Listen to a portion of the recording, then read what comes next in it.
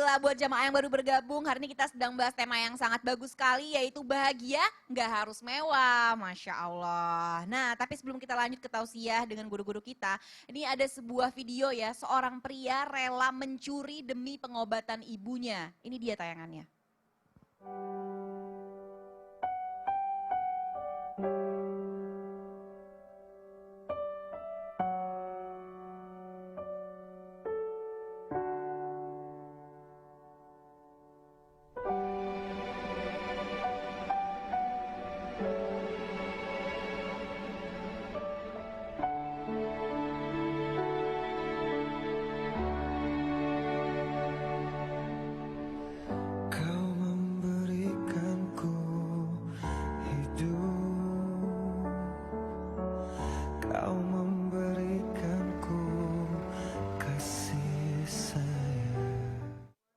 Subhanallah.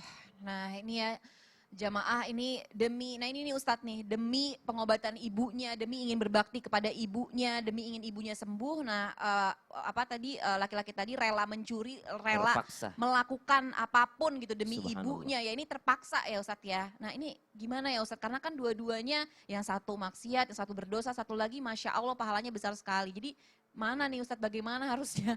Mohon izin Ustadz. Baik, bismillahirrahmanirrahim. Tabi guruku, Ustadz Bani, Ustadz Maulana, Kaca, serta guru-guru kami yang dimuliakan Allah subhanahu wa ta'ala.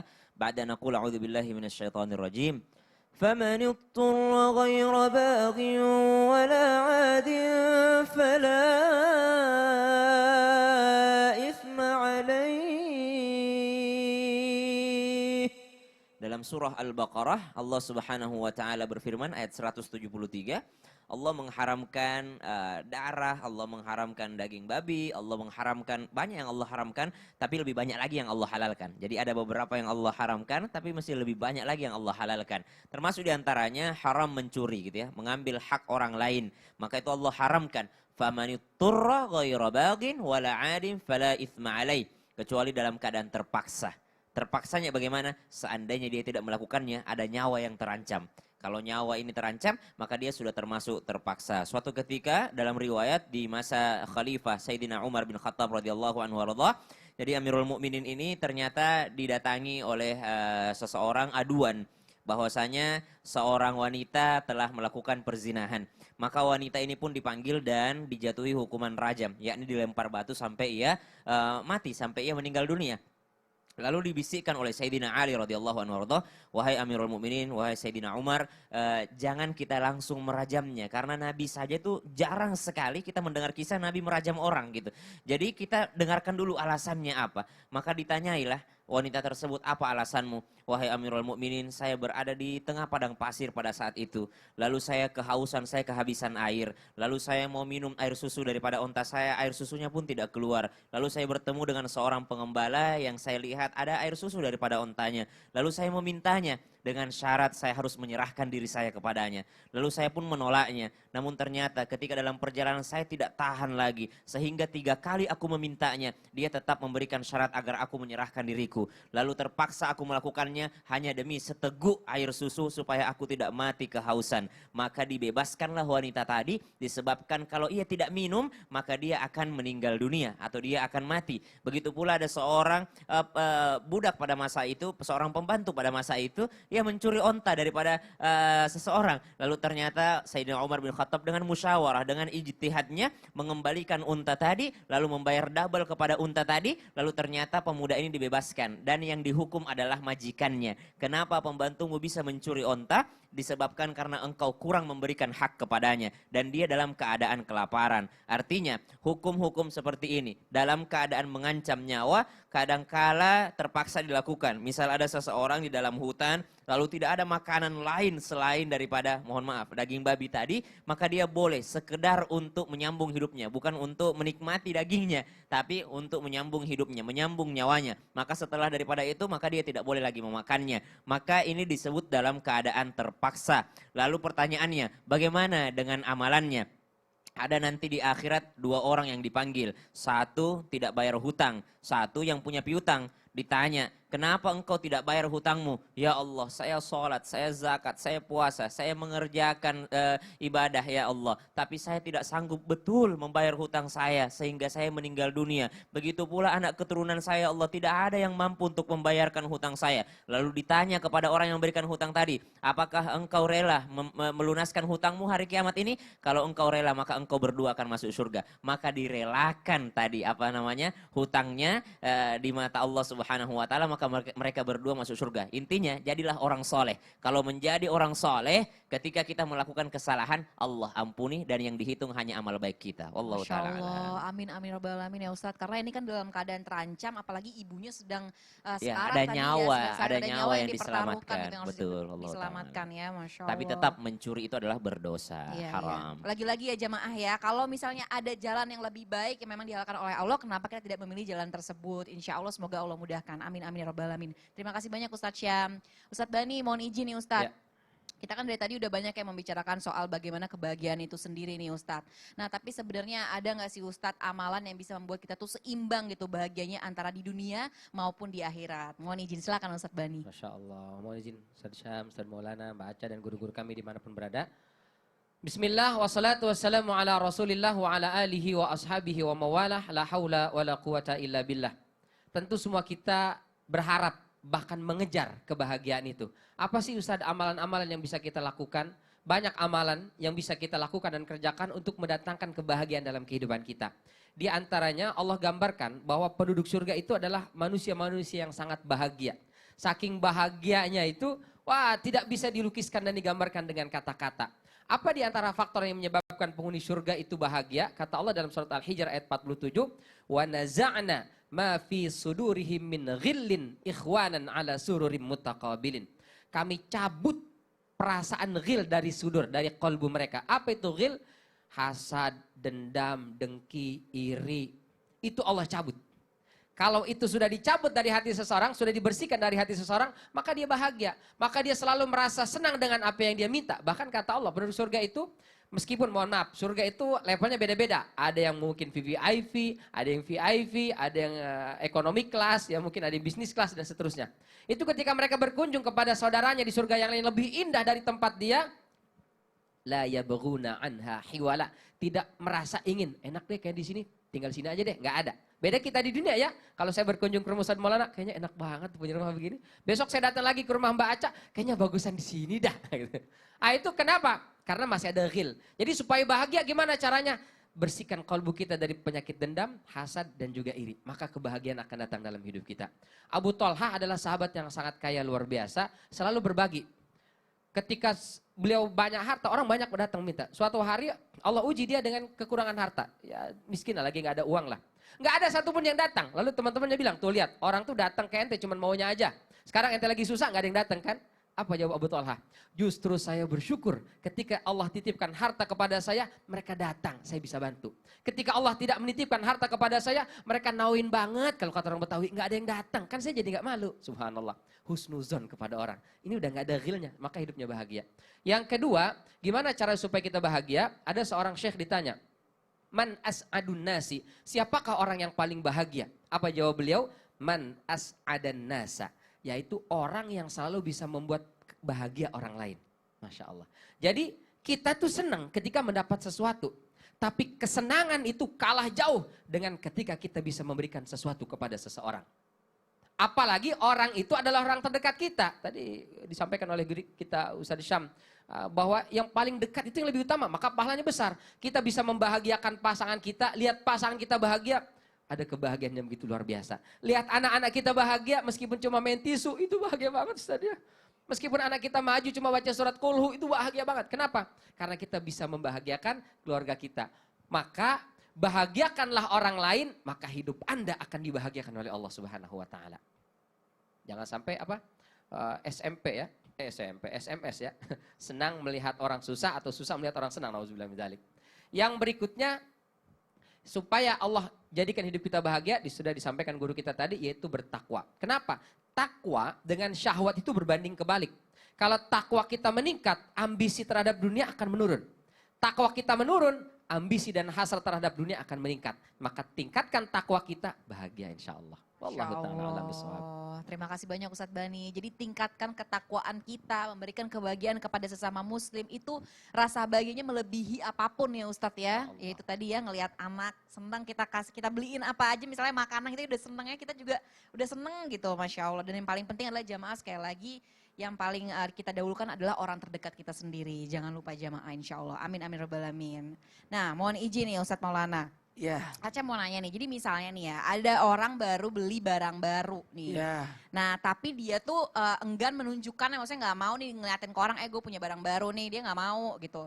Nah tapi itu tuh gimana ya Ustadz, apakah nggak apa-apa? Atau mungkin kita husnuzon siapa tahu dia nggak mau kelihatan jadi pamer atau ria atau gimana, atau takut ada orang yang hasad. Nah itu sebenarnya gimana Ustadz, harus diperlihatkan atau lebih baik disembunyikan? Mohon izin silakan Ustadz Maulana. Ada kata-kata di sekolah, kalau pergi sekolah jangan bawa perhiasan. Mengundang bahaya buat anak-anak. Bahaya, benar. Aduh, Masya Allah, tabarakallah, senangnya rasa arti ini. Izin Ustaz Bani, Ustaz Sam, dan semuanya. Bismillahirrahmanirrahim. Apakah termasuk menyembunyikan kebahagiaan jika tidak menunjukkan barang baru yang dibeli? Apakah tidak termasuk orang yang syukur nikmat atau kufur nikmat kalau tidak memperlihatkan barang barunya? Masya Allah. Emponya sudah 3 mata. Iya, boba namanya. Kamera boba dan sebagainya. Nah, ingat, kalau dalam al-dunia itu namanya pamer. Tapi kalau dalam al-ibadah namanya ria. Tunggu dulu. Innamal a'malu binniyat, tergantung dari niatnya. Kenapa zakat itu diambil adalah ukurannya emas, bukan berlian? Kenapa emas? Karena emas itu yang senantiasa dilihat oleh orang-orang miskin. Maka ukurannya adalah emas. Iya, mohon maaf tanpa menggurui. Maka dalam hal ini kembali, kalau kita memperlihatkan nikmat itu tanda kesyukuran, bukan untuk pamer. Mohon maaf, sudah bisa makan daging, kenapa masih makan ikan teri? Terlalu mempelitkan diri. Ya Allah, ada mobilnya jalan kaki. Ya Allah. Nah, kenapa? Disembunyiin ya Ustadz. Ngapain ya Allah? Ayo gunakan nikmat itu. Manfaatkan nikmat itu. Tidak ada yang Allah ciptakan sia-sia. Semua ada manfaatnya. Walaupun jari-jari ini beda, tapi semuanya pasti memiliki fungsi masing-masing. Good. Saudara-saudara, berdoa nyobain. Ya. Tempat emas. Dan ini adalah seksi kebersihan. Lolos di segala bidang. Maka ketahuilah, yang wajib ditampakkan dan yang sunnah dirahasiakan. Maksudnya apa? Makanya zakat itu orang kaya kalau nyumbang tidak apa-apa perlihatkan. Kenapa? Jangan sampai jadi fitnah. Itu orang kaya pelit itu. Padahal dia suka nyumbang. Tapi disembunyikan. Jadi ada kalanya diumumkan sumbangan itu supaya jadi syiar, supaya jadi motivasi buat yang lain untuk nyumbang juga. Jadi pembelajaran. Kenapa kita salat idnya di lapangan? Di lapangan terbuka, semua datang. Karena syiar. Ceramah ini ditampilkan di Islam itu indah di Trans TV tiap hari. Islam itu indah tayang setiap hari jam 5 sampai setengah 7. Disiarkan. Bahkan alhamdulillah ditayangkan juga di Malaysia. Bahkan orang Saudi pun nonton. Orang Hong Kong apalagi, Taiwan juga nonton. Sampai kita diundang ke sana. Kenapa? Karena syiar. Disiarkan. Jadi jangan salah paham. Tapi kalau dalam hal yang sunnah, dirahasiakan. Rahasiakan. Supaya tambahan kebaikan. Salat tahajud, sembunyiin. Nggak usah pamerin. Puasa sunnah, rahasiakan. Nabi Isa alaihissalam, kalau berpuasa, memberi minyak di bibirnya. Supaya orang tidak tahu kalau dia lagi puasa. Masya Kalau kita lagi umumin, Allah. perhatian, aku lagi puasa.